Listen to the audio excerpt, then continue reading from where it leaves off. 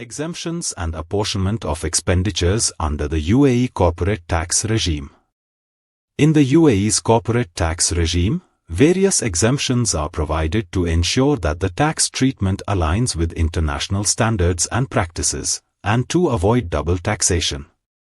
These exemptions are designed to either exempt income and capital gains arising from the activities of another juridical person or a foreign branch, provided these have already been subject to tax in another jurisdiction, or align the UAE corporate tax treatment with international tax standards, particularly in relation to the taxation of international transportation.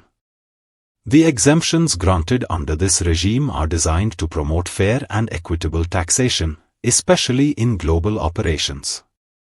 However, these exemptions come with specific rules and regulations that determine when they apply and how to calculate the related taxable income and expenditure. 1. Symmetry between exempt income and deductible expenditure.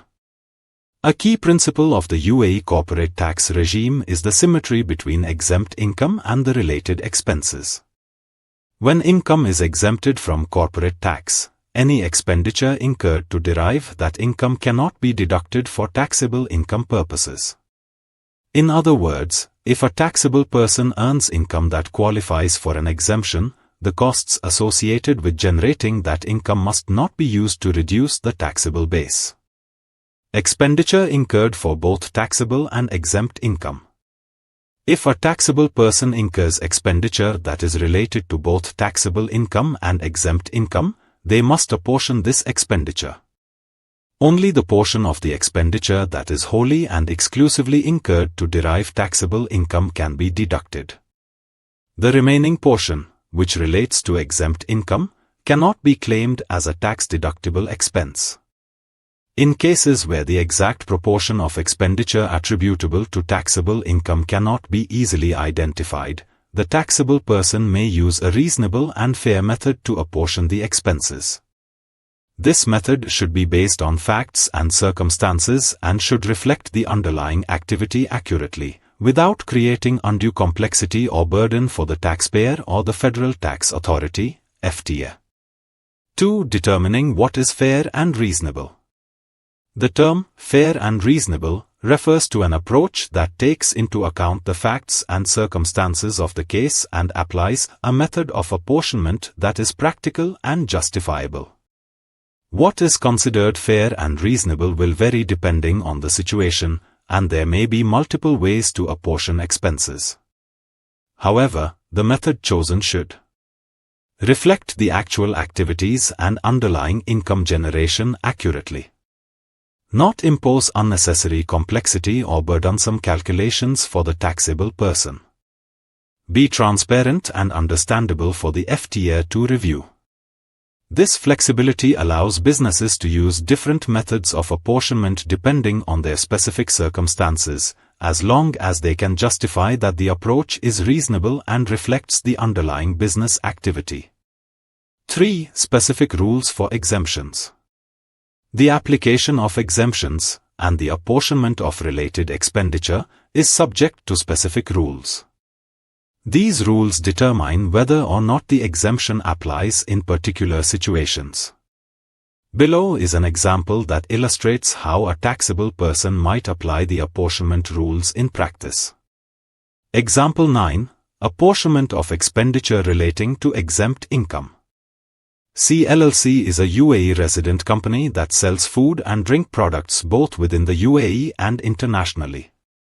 As a result of its global operations, CLLC has established permanent establishments, PACE, in several countries, each of which imposes a corporate income tax or a similar tax at a rate greater than 9%.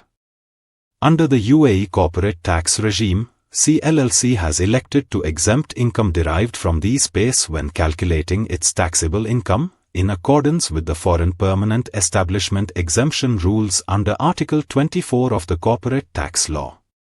CLLC enters into many contracts with suppliers and customers in both the UAE and its international PACE.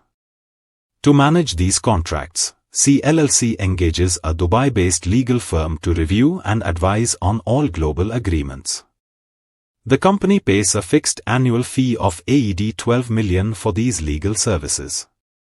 During the past year, the legal firm reviewed a total of 120 contracts. 85 contracts related to activities generating taxable income. 35 contracts were linked to exempt income generated by its foreign permanent establishments.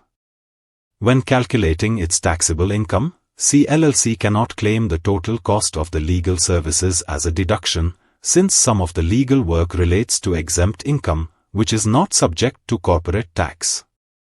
In accordance with the exemption rules, any expenditure related to exempt income cannot be deducted when calculating taxable income. Apportioning the expenditure. Since C LLC pays a fixed fee for legal services, it cannot directly identify the expenditure attributable to each contract. Therefore, it must apportion the legal services expense between its taxable income and exempt income generating activities in a fair and reasonable manner. One possible approach is to use the number of contracts as a basis for apportionment. Given that 85 out of 120 contracts were related to taxable income, C LLC could apply the following calculation to determine the deductible portion of the legal fee. AED 12 million x 85/120 is equal to AED 8,500,000 of the legal fees can be claimed as a deduction related to taxable income generating activities. The remaining AED 3,500,000 is attributed to the exempt income generated by the foreign permanent establishments, and is therefore not deductible. Alternative apportionment method: time spent on contracts. Alternatively, if C LLC receives an itemized statement from the legal firm showing the time spent on each contract, they could base the apportionment on the time spent reviewing contracts. If the legal firm spent more time on contracts related to the foreign permanent establishments, which may be more complex, C LLC could apportion the legal costs accordingly. For example, if the legal firm spent 50% of their time on the foreign permanent establishments contracts, the apportionment would be as follows. AED 12 million by 50% is equal to AED 6 million would be attributable to taxable income generating activities. The remaining AED 6 million would relate to the exempt income from the foreign permanent establishments and would not be deductible for corporate tax purposes. These are just two possible methods for apportioning the legal services expenditure, and the actual method chosen by C LLC will depend on the facts and circumstances of the case. The important point is that the apportionment must be fair, reasonable, and reflective of the actual work undertaken.